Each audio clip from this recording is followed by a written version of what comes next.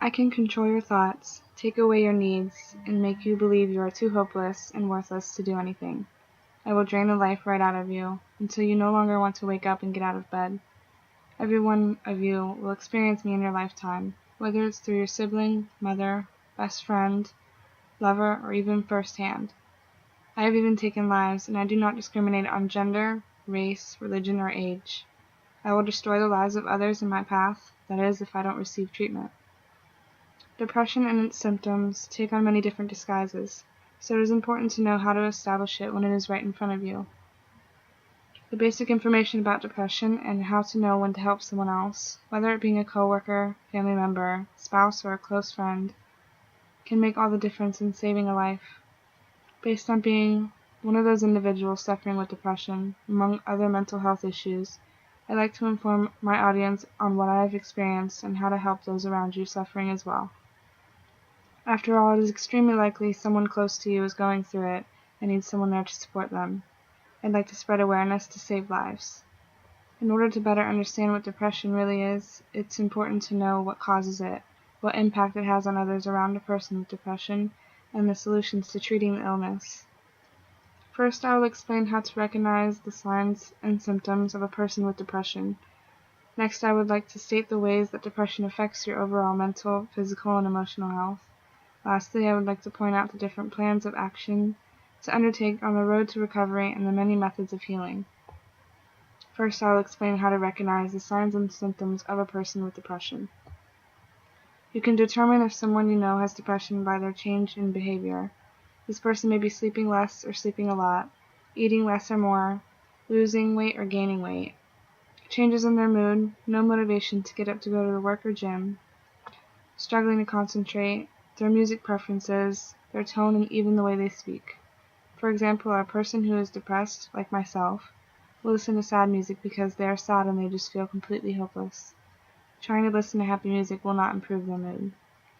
According to experts for suicide and depression awareness for students, depression is quite common. In fact, between 30 and 70% of suicide victims suffer from major depression or a related disorder. What if it's not depression? To demonstrate, if you feel extremely depressed at one point, but suddenly the mood lifts and you are happier than you have ever been, then the cycle begins again.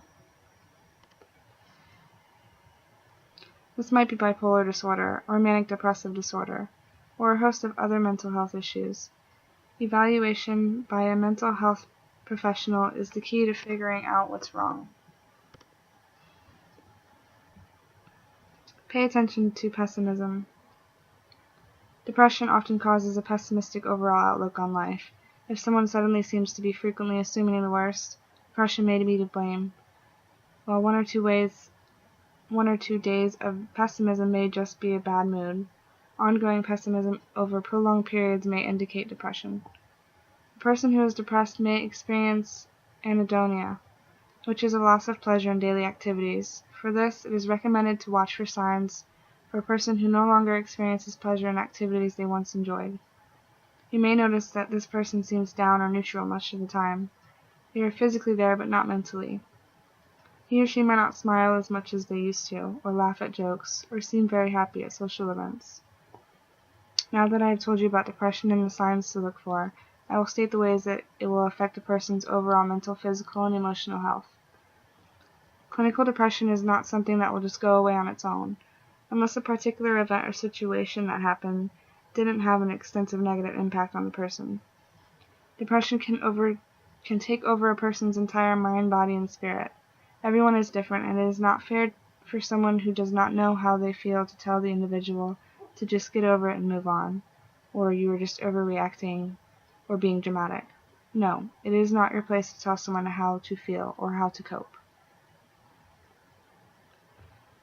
Our emotional health is very important, and I'd like to point out this particular subject matter because it is what I struggle with most while having depression. When I talk about emotional health, I am talking about self-confidence, the way I feel about myself and how others look at me. Physical appearance, personality, and character are just a few qualities that we deal with on a daily basis when we look at ourselves in the mirror. Now that I've told you a little bit about the effects depression has on a person's overall all mental, physical, and emotional health, I will now point out the different plans of action to undertake on the road to recovery, and the many methods of healing. Depression may not be easy to recognize or deal with at first, but there are several ways to help yourself or someone who is suffering from it to alleviate or even cure the symptoms. Believe it or not, exercise is the easiest and least expensive cure for depression. Just walking 30 minutes a day will help you and sometimes completely elevate your symptoms. For this very reason, many therapists take walks with clients instead of doing couch time. If someone needs help, it is your responsibility to take a plan of action and help them, especially if they are comfortable enough to tell you the truth and actually talk about it.